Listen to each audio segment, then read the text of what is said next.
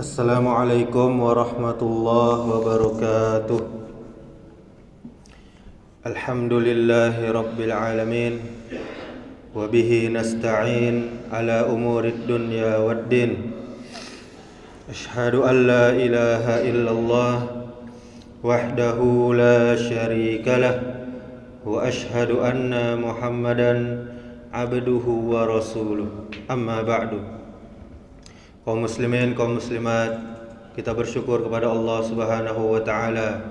Kita memperbanyak pujian kepada Allah Subhanahu wa taala.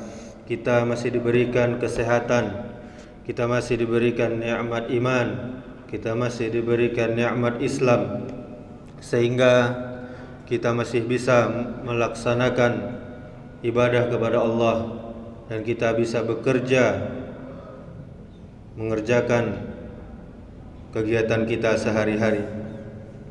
Kemudian salawat serta salam semoga selalu tercurahkan untuk Nabi kita Muhammad sallallahu alaihi wasallam. Allahumma salli wa sallim wa barik ala Muhammadin wa ala alihi wa ashabihi ajma'in wa man tabi'ahum bi ihsan ila yaumiddin. Bapak Ibu kaum muslimin, kaum muslimat, jamaah zuhur yang dirahmati Allah Subhanahu wa taala. Zikrullah merupakan aktivitas ibadah bagi kita yang mengaku beragama Islam. Ibadah ini dilakukan dengan mengucapkan lafal zikir yang mengandung pujian-pujian kepada Allah Subhanahu wa taala, pensucian kepada Allah Subhanahu wa taala, dan pengagungan kepada Allah Subhanahu wa taala, dan pentauhidan kepada Allah, dan ungkapan rasa syukur kepada Allah Subhanahu wa taala. Salah satu perkara yang sangat dibutuhkan oleh seorang muslim di dalam kehidupannya adalah berzikir terkait dengan aktivitas yang dia kerjakan sehari semalam. Aktivitas harian seorang muslim, baik terkait dengan berdiri, duduk, diam, bergerak, masuk, keluar, dan aktivitas lainnya, semuanya dilakukan dalam rangka ketaatan kepada Allah Rabbul Alamin, sehingga kita menjadi sosok hamba yang terhitung senantiasa berzikir dengan memohon pertolongan kepada Allah saja dan bertawakal menyerahkan diri kita kepada Allah semata. Dalam hadis riwayat Imam Muslim dalam kitab sahihnya bahwa Nabi sallallahu alaihi wasallam berzikir pada setiap keadaan. Hadis dari Aisyah, dia berkata, "Kana an-nabiyyu sallallahu alaihi wasallam yazkurullaha ala kulli ahyani." Dahulu Nabi Muhammad sallallahu alaihi wasallam biasa berzikir kepada Allah pada setiap keadaannya, apapun keadaannya. Ini hadis riwayat Muslim nomor 373. Maksudnya Bapak Ibu, bahwa Nabi kita Muhammad sallallahu alaihi wasallam tidaklah pernah meninggalkan berzikir kepada Allah dalam setiap keadaannya, baik malam maupun siang, pagi maupun sore, saat safar, saat berpergian jauh, maupun saat mukim, saat berdiri maupun saat duduk, dan dalam seluruh keadaan Nabi sallallahu alaihi wasallam. Setiap Nabi kita akan melakukan suatu amalan, baik berupa bangun tidur ataupun ketika akan tidur, keluar ataupun masuk, naik kendaraan maupun turun dari kendaraan, serta amalan-amalan lainnya.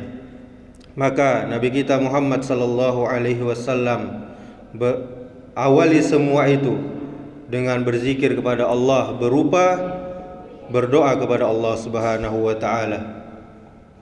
Barang siapa yang memperhatikan sunnah Rasulullah sallallahu alaihi wasallam, maka dia akan mengamalkan zikir pagi, zikir sore, zikir tidur, bangun dari tidur, zikir salat dan sesudahnya, zikir makan dan minum, zikir menaiki kendaraan dan turun dari kendaraan, zikir ketika safar melakukan perjalanan jauh, zikir saat sedih, zikir saat seorang muslim melihat sesuatu yang dia sukai atau yang tidak dia sukai, dan zikir-zikir yang terkait dengan berbagai keadaan seorang muslim dalam sehari semalamnya. Bapak ibu saudaraku kaum muslimin, kaum muslimat, jamaah zuhur yang dirahmati Allah Subhanahu wa taala, hikmah, faedah dan makna yang agung di balik zikir keseharian kita, di dalam keanekaragaman zikir yang sesuai dengan berbagai keadaan seseorang muslim, terdapat beberapa hikmah, terdapat faedah dan makna yang sangat agung, yang sangat baik sekali.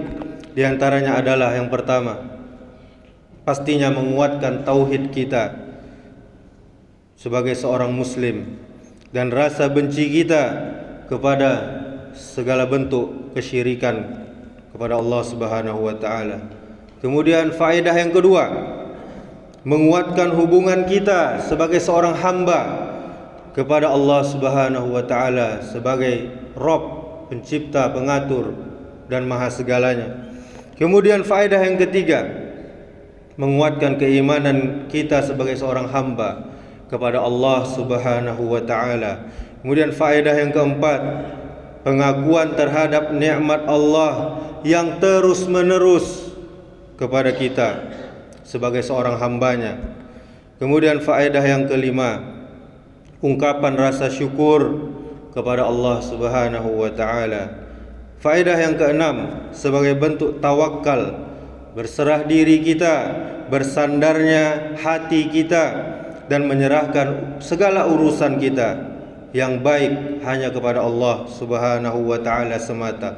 Kemudian faedah selanjutnya, berlindung kepada Allah saja dari segala godaan syaitan dan dari seluruh keburukan.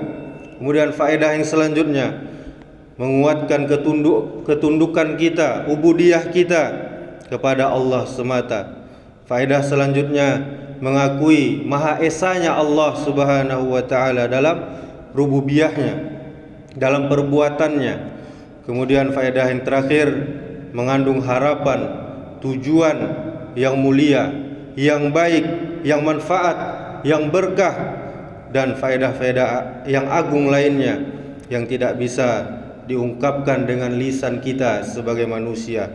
Dengan demikian, seorang yang memiliki perhatian besar terhadap zikir dan doa yang dicontohkan oleh Rasulullah sallallahu alaihi wasallam dan menerapkannya dalam kesehariannya, berarti seorang itu dia mengakui berulang kali bahwa hanya Allah Ta'ala lah yang menghidupkannya, yang mematikannya, yang memberi dia makan, yang memberi dia minum, yang menjadikan dia kaya dan menjadikan orang miskin, memberi pakaian kepada mereka, menganugerahkan hidayah, petunjuk kepada sebagian mereka dan menyesatkan sebagian yang lainnya. Serta dia pun berulang kali mengakui bahwa hanya Allah lah yang berhak diibadahi dengan cinta, dengan rasa harap, dengan takut, dengan tunduk, perendahan diri, pengagungan, serta ibadah-ibadah lainnya, baik ibadah yang nampak maupun yang batin. Demikianlah, semoga bermanfaat. Semoga Allah Subhanahu wa taala selalu memudahkan kita untuk selalu berzikir kepadanya. Subhanakallahumma wa bihamdika asyhadu an la ilaha illa anta astaghfiruka wa atubu ilaik. Wassalamualaikum warahmatullahi wabarakatuh.